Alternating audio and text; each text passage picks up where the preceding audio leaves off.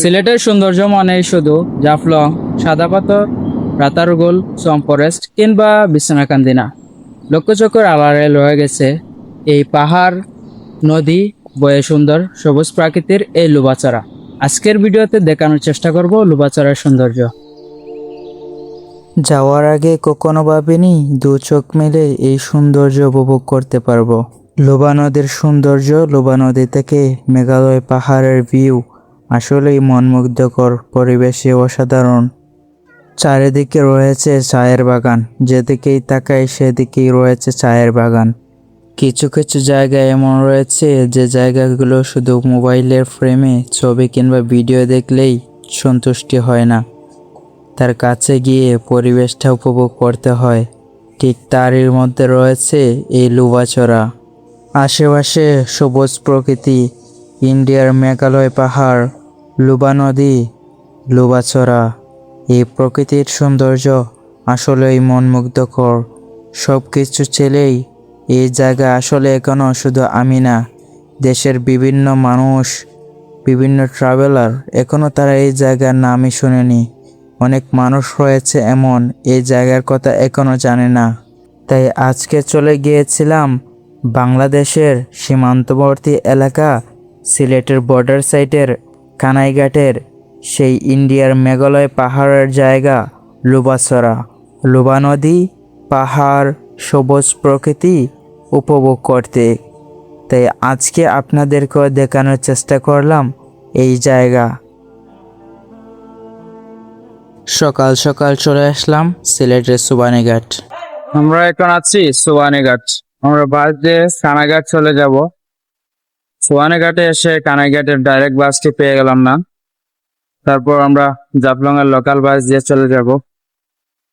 সকাল 9টার আগে হয়তো কানাইঘাটে বাস ছাড়ে না, তাই আমাদেরকে ব্যাঙ্গে যেতে হবে। আমরা প্রথমে চলে যাব জাফলং এর লোকাল বাস দিয়ে দরবস্ত, তারপর ওইখান থেকে আমরা সিএনজি দিয়ে চলে যাব ইনশাল্লাহ। সুবানীঘাট থেকে আমাদেরকে প্রথমে জাফলংয়ের লোকাল বাস দিয়ে চলে যেতে হবে দরবস্ত। ভাড়া নেবে দরবস্ত 60 টাকা। প্রায় 2-2.5 ঘন্টার মতো আপনার সময় লাগবে কানাইঘাট বাজার পর্যন্ত পৌঁছাতে।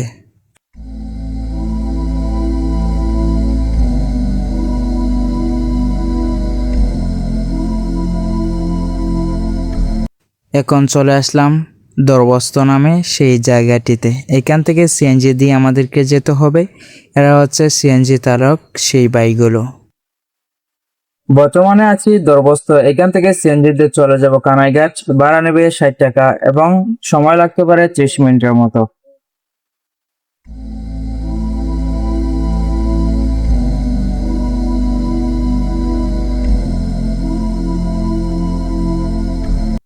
চলে আসলাম কানাইঘাট বাজার। এইখান থেকে একটি ট্রলার দিয়ে আমাদেরকে যেতে হবে মোলাগল বাজার নামে একটি জায়গাতে।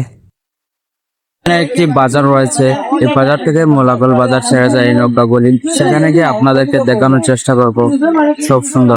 এই ট্রলারগুলি মোলাগল বাজার ছেড়ে যায়। ভাড়া নেয় জনপ্রতি 80 টাকা।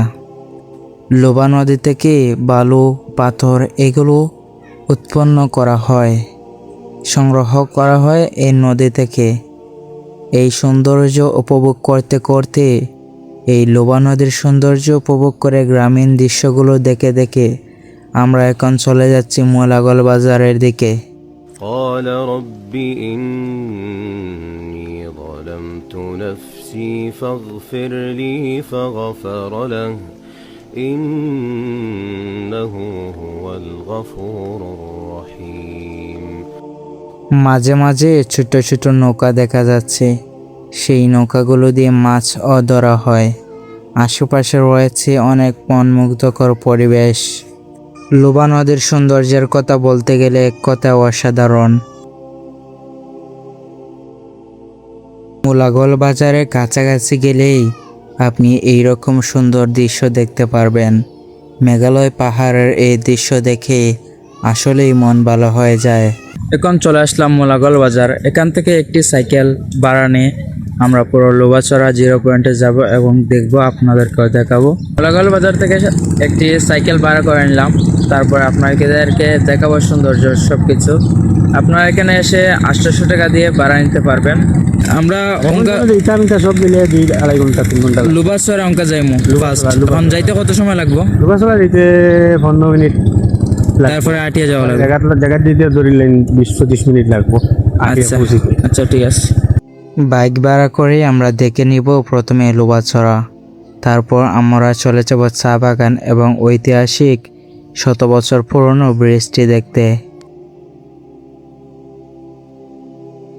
বর্ষার সময় হওয়াতেই আমাদেরকে অনেক জায়গায় হেঁটেই যেতে হবে, সাইকেল যাবে না। কিন্তু এই রাস্তায় হেঁটে গেলেও বেশি একটা কষ্ট হবে না। এই প্রকৃতি, এই মনমুগ্ধকর পরিবেশ, এদিকে হেঁটে গেলে কোনো কষ্টই আশা করি আপনি ফিল করবেন না।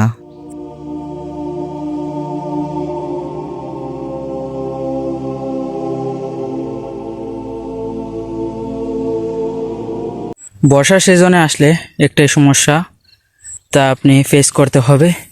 রাস্তার অবস্থাটা খুবই খারাপ, আপনি যদি দেখতে পাচ্ছেন। আমরা খুব কষ্ট করে যেতে হচ্ছে, তাই শুকনো সময় আপনি যদি আসতে চান তাহলে ভালো হবে। বৃষ্টি চলে আসছে, তাই আমরা একটি ঘরে যাচ্ছি।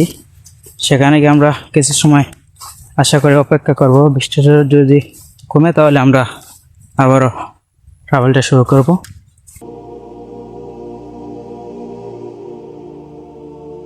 হয়তো কল্পনাতেও ছিল না এত সুন্দর জায়গা দেখতে পাবো। এই সুন্দর জায়গাটি মেঘ দেওয়ার কারণে দ্বিগুণ সৌন্দর্য হয়ে গেছে। লোবা নদীতে মেঘ দেওয়ার কারণে অনেক পানি, না হয় এইখানে পাথর দেখা যায়। তো অবশ্যই আপনারা একটি রেইনকোট নিয়ে আসবেন অথবা ছাতা নিয়ে আসবেন। আমরা ভুল করে কোনটাই আনিনি, এবং আপনারা বৃষ্টি আসলে এই ভিউটা অবশ্যই দেখতে পারবেন। The most beautiful place of Lobachhara. বর্ষার সিজনে আসার কারণে লোবা নদীতে অনেক পানি রয়েছে, সে কারণে পাথরগুলো পানির নিচে তলিয়ে গেছে, সেই কারণে পাথরগুলো দেখা যাচ্ছে না। বর্ষাকালে ভিন্ন রূপ ধরে এবং আপনার শুকনো সময়ে অন্য রূপ ধরে।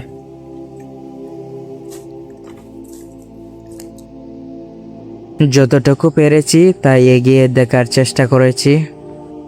মেঘও চলে আসছে এবং পাহাড়ে অনেক মেঘ দেখা যাচ্ছে, তা দ্বিগুণ সৌন্দর্য বেড়ে গেছে।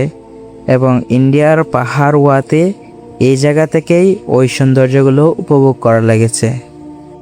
যে পথে এসেছিলাম ওই পথে আবারও ফিরে যেতে হচ্ছে, তার কারণ হচ্ছে আরও সুন্দর জায়গা দেখতে হবে।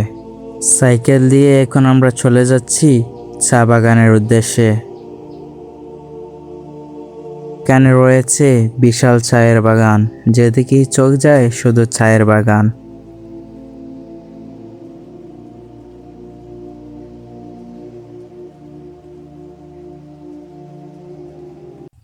আমরা আছি এখন চায়ের বাগানে।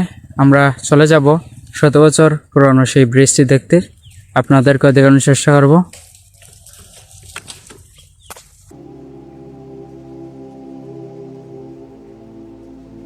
এই সেই 100 বছর পুরনো সেই ব্রিজ। এই ব্রিজ ইংরেজরা বানিয়েছিল এবং এই ব্রিজের নিচে একটি সুন্দর একটি লেক রয়েছে, যা খুবই সুন্দর এবং একটি 100 বছর পুরনো ঐতিহাসিক সেই ব্রিজ এটি। এবং ব্রিজটা বেশি একটা ভালো নেই, ভাঙা হয়ে গেছে, আর এখনো মানুষ এটা দিয়ে যাতায়াত করে।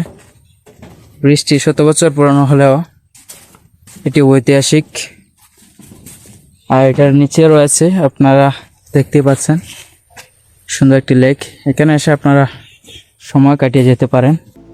চাইলে এখানে এসে এই লেকের পাশে সময় কাটিয়ে যেতে পারেন। এই সুন্দর লেকটি আসলেই অসাধারণ।